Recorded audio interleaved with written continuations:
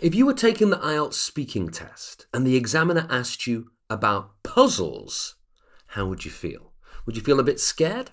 Well, don't worry, because in this video, we're going to look at that topic of puzzles, and I'm going to completely get rid of all of your fear and get you totally ready for the IELTS speaking test. I'm Francis from Last Minute English. I'm an IELTS examiner, and in this video, we're going to look at some useful vocabulary and some full answers for the questions about puzzles from part 1 of the IELTS speaking test. If you want to get these full answers and vocabulary, make sure you check out our website. We have them all there, freely available, and you can click the link down here to get you those full answers. And these new answers come from our exciting new course, which is available now on Udemy. It has all of the answers to the new questions from the IELTS speaking test in part 1, part 2, and part 3. It's extremely useful. And right now, the first 100 people who click the link down here will get that course entirely for free. So let's take a look at some vocabulary. The first word is ubiquitous. Ubiquitous. And this one, like all of the words we're looking at, is a pretty high-level word. And it's an adjective. It means when something is everywhere, like people's phones now are ubiquitous. Number 2 and number 3 are both types of puzzles. So 2 is crossword. That's when you have to find the words which are missing and write them into the spaces. And then Sudoku is number 3, and that's kind of like a crossword, but it's for numbers. Those are 2 examples that you can mention if you want to use specific language in your answer. Number 4 is hand-eye coordination. And that's the skill of being able to control your body very well. For example, in playing sports, if you want to catch a ball, you need good hand-eye coordination.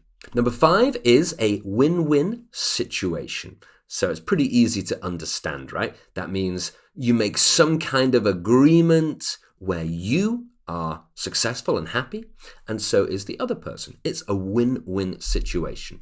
Or we sometimes just say, it's a win-win. Number 6 is in my book. In my book means in my opinion, but it's a more unusual way of saying in my opinion. That's something that's going to impress the examiner when you can use more natural, more native language. And the last one is cognitive decline.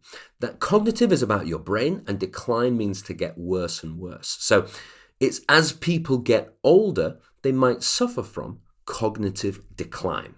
So that's some vocabulary, and now we can take a look at the full answers themselves.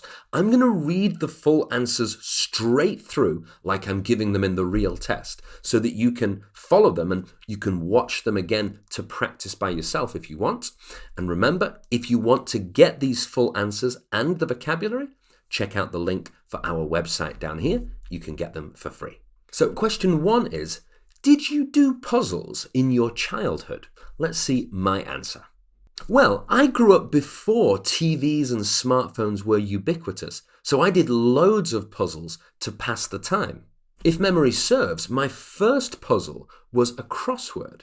Then I moved on to Sudoku and jigsaw puzzles before starting geometrical puzzles where you have to build certain shapes. These really helped me develop my hand-eye coordination and my spatial awareness as a child, and I'm convinced they gave me a head start when we studied mathematics during primary school.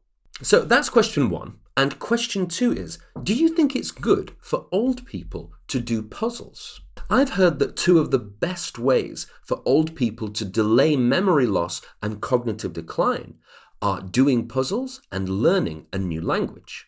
I guess of the 2, doing puzzles would be more accessible to most people and provide more opportunities for practice because they require less time commitment.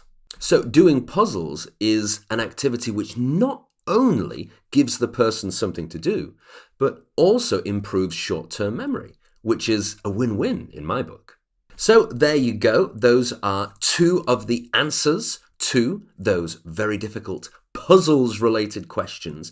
Actually, in total, there are 4 of those part 1 questions. If you want to get the other 2, make sure you check out that link.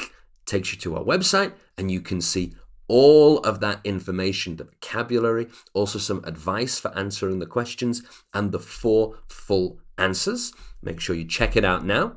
And my question for you: when you were a child, what was your favorite type of puzzle? Tell me all about it down here, and I'll see you next time.